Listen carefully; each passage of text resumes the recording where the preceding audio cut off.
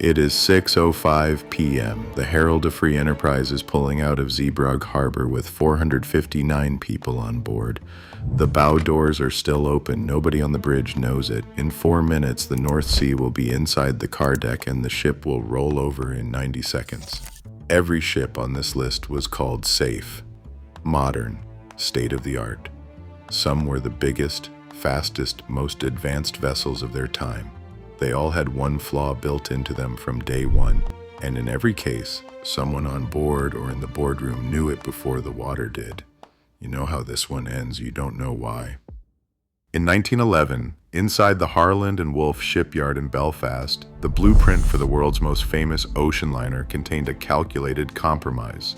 RMS Titanic was designed around 16 watertight compartments, separated by 15 transverse bulkheads. On paper, the system was revolutionary. The ship could stay afloat with any 2 compartments flooded, or even the first 4 forward compartments completely submerged. But this safety net was open at the top. The watertight bulkheads did not extend to the uppermost deck. They stopped at E-deck, just 5.5 meters above the waterline. The designers limited their height to keep passenger areas open and preserve cargo space. During construction, senior naval architect Thomas Andrews realized this layout created a severe vulnerability. He proposed raising the bulkheads to create a true full-height seal, but the keel had already been laid in 1909, fixing the longitudinal geometry of the hull. Changing the bulkheads meant tearing apart the structural skeleton of the ship and delaying the launch. The warning was set aside and the design remained unchanged. On April 14, 1912, that compromise met the sea. When the iceberg scraped the starboard hull, it opened a jagged path across 6 forward compartments, 2 more than the vessel was rated to survive. As the bow began to sink under the weight of the water, the low bulkheads acted like partitions in an ice cube tray. Once a compartment filled to the top of E-deck, the water simply spilled over the open upper edge into the next section, dragging the ship down in a progressive, unstoppable chain reaction. The designers and regulators had trusted the paper calculations so completely that they viewed the threat of a larger breach as mathematically impossible. Because of this absolute confidence, they treated lifeboats as unnecessary clutter on the upper decks. Under British Board of Trade rules based on tonnage rather than passenger count, the ship carried only 20 lifeboats capable of holding just 1,178 people. When the ice cube tray effect ran its course, roughly 2,200 people were trapped on a sinking ship with survival gear for only half of them. More than 1,500 died. The vulnerability was built in Belfast long before the ship ever met the ice. On March 6, 1987, at 6:05 p.m., the roll-on roll-off ferry MS Herald of Free Enterprise backed away from its berth at the port of Zeebrugge. On board were 459 passengers, 80 crew members, and 131 vehicles.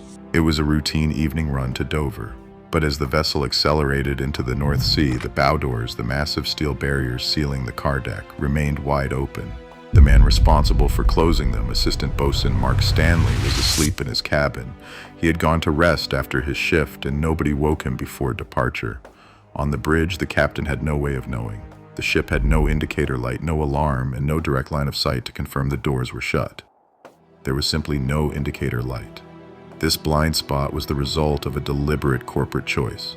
Twice before, sister shipmasters had formally requested a simple door position light on the bridge. A company memorandum from February 1983, written by manager Michael Ayres, showed that the corporate office rejected the request as frivolous. P&O European ferries deemed the minor cost of a £1 indicator light unnecessary, choosing to rely entirely on human routines instead of mechanical fail-safes. Without that safety light, the ferry accelerated to 18 knots. As the speed increased, the bow wave rose, and seawater climbed the open bow ramp, pouring onto the flat car deck. In seconds, hundreds of tons of water rushed inside, sloshing violently from side to side. This created a massive free surface effect. Because the open vehicle deck had no internal bulkheads to contain the liquid, the shifting weight instantly destroyed the ship's stability. Within 90 seconds, the vessel rolled heavily onto its port side and capsized in the shallow water less than a mile from harbor. The sudden tilt threw cars and heavy furniture across the decks, trapping passengers in the dark as freezing water surged through the cabins. 193 people died. The physical water sank the ship in minutes, but the vulnerability had been written into the company's ledger years before the voyage began. On September 27, 1994, the roll-on, roll-off passenger ferry MS Estonia departed Tallinn bound for Stockholm carrying 989 passengers and crew. To facilitate rapid loading, the vessel was built with a massive bow visor. The entire nose section of the ship lifted upward like a colossal steel hatch, allowing cars and trucks to drive directly onto the open vehicle deck. When lowered, this towering visor was secured to the hull by a series of locking bolts rated for a maximum load of 1,600 kilonewtons. On paper, the system seemed secure. In reality, Classification Society surveys had already flagged concerns that these locking mechanisms lacked an adequate safety margin for severe wave loads. The design was never rated to withstand the relentless dynamic pounding of a full storm. At around 1 o'clock in the morning, the Estonia sailed directly into a violent Baltic storm.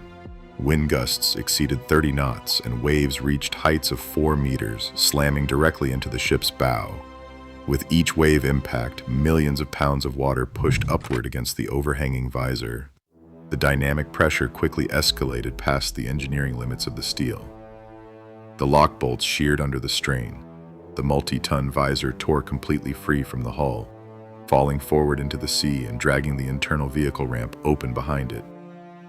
This left a massive 30-meter-wide opening directly to the ocean. Seawater poured onto the flat car deck in minutes. Without internal bulkheads to contain the liquid, the water sloshed freely across the wide deck, destroying the ferry's stability. The vessel developed a severe list so quickly that the stairwells and corridors turned into vertical drops. For many passengers sleeping in the cabins below deck, escape was physically impossible. They were trapped in the dark as the ship rolled onto its side. The Estonia sank in less than an hour, killing 852 people. Today, the wreck remains on the seabed, protected as an official gravesite and off-limits to divers by law. The storm delivered the final blow, but the tragedy began on the drafting table with a heavy bow visor held in place by locks that were never built to survive the sea. On July 24, 1915, the sidewheel passenger steamer SS Eastland sat tied to Southport Dock in the Chicago River. The weather was calm, there was no storm, and the ship was not in the open ocean. It rested in just 20 feet of water, right in the center of Chicago. Yet, this routine morning would end in a catastrophic capsizing that claimed hundreds of lives within sight of dry land. The Eastland arrived at the dock already bearing a dangerous reputation among Great Lakes sailors, who knew the vessel as notoriously unstable. Since its launch in 1903, the ship was prone to severe listing. A formal stability test in 1912 by the United States Steamboat Inspection Service had officially warned of a marginal metacentric height, noting the ship's tendency to roll under load. Yet, rather than fixing this structural vulnerability, subsequent modifications only made the vessel more dangerous. Following the Titanic disaster, new federal safety rules required passenger ships to carry significantly more lifeboats and rafts. To comply, the Eastland's owners bolted heavy steel lifeboats and davits high onto the upper decks. To protect the upper wooden deck from rot, they also poured a thick, heavy concrete floor across the passenger areas. These modifications added tons of deadweight far above the waterline. The changes raised the center of gravity and critically reduced the metacentric height, turning a known stability risk into an active hazard. On the morning of the disaster, approximately 2,500 Western Electric factory workers and their families boarded the steamer for a highly anticipated company picnic. As the vessel prepared to depart, passengers surged to the port side to wave at a photographer on the dock. This sudden, concentrated shift of weight was more than the unstable hull could bear. The steamer rolled completely onto its side, remaining tied to the pier. Inside, heavy, unrestrained furniture crashed down, trapping passengers in the dark as river water flooded the cabins. Within minutes, 844 people died within yards of safety. Ironically, the very lifeboats added to comply with post-Titanic safety regulations were pinned under the hull, showing how safety upgrades can trigger disaster when fundamental stability is ignored. On January 13, 2012, the Costa Concordia was a modern cruise liner, only 4 years old and packed with advanced safety systems. Yet, safety on paper disappeared when Captain Francesco Schettino ordered an unscheduled deviation from the approved route, steering the massive vessel toward the island of Giglio for a salute maneuver. The ship had performed this gesture before, but on this night, the turn was tighter. The bridge team relied on outdated electronic navigation charts, unaware that a systemic failure in the chart distribution chain had left them blind to a nearby rock shelf. The crew failed to cross-check their visual cues against the charts, a lapse that investigators would later call reprehensible. At 9:45 p.m., the hull scraped the Lascaux Reef, tearing open a 53-meter gash across 3 adjacent watertight compartments. On paper, this damage should have been survivable. The physical impact was only the first failure. The true collapse occurred in the vessel's internal architecture when water reached the wrong spaces.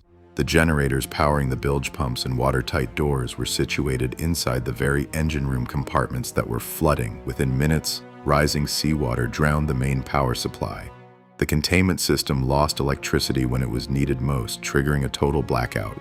The emergency diesel generators positioned in adjacent flooding zones failed to recover the load. Without electrical power to run the pumps or secure the watertight doors, the crew could not stabilize the listing vessel. They did not even consult the ship's stability booklet during the critical first hour. The ship drifted, grounded, and rolled onto a reef in shallow water.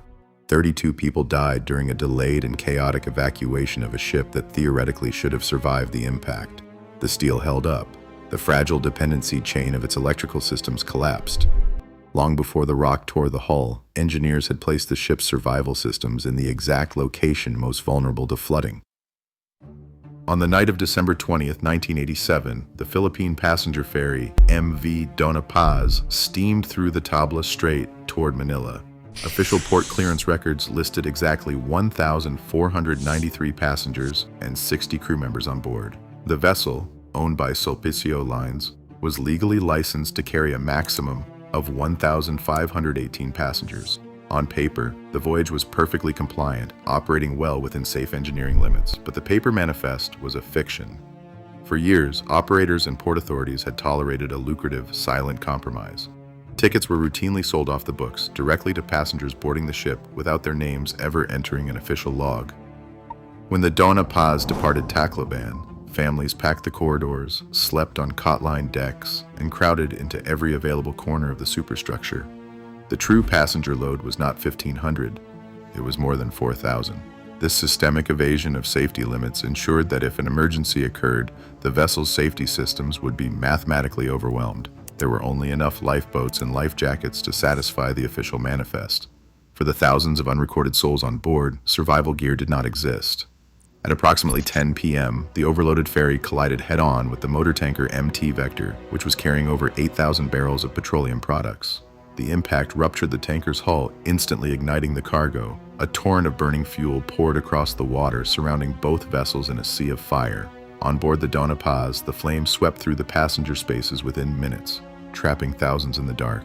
The crew failed to launch the few functional lifeboats. Passengers had to choose between burning on deck or jumping into an ocean of flaming oil. Only 26 people survived. While early reports estimated the death toll at 3,000, subsequent government investigations and ticket recoveries confirmed a far more horrific reality. More than 4,300 people died in a single night. Despite representing the deadliest peacetime maritime disaster in human history, the tragedy received remarkably little international attention. The system had stopped counting long before the collision occurred, turning a predictable risk into an unmeasured slaughter. Today, we build larger, more complex vessels than ever before. But the ocean does not care about modern technology. It only searches for the one overlooked weakness we chose to ignore. In the end, water never sinks a ship. Compromise does. What warnings are we ignoring today? Join the conversation below and subscribe for more untold stories.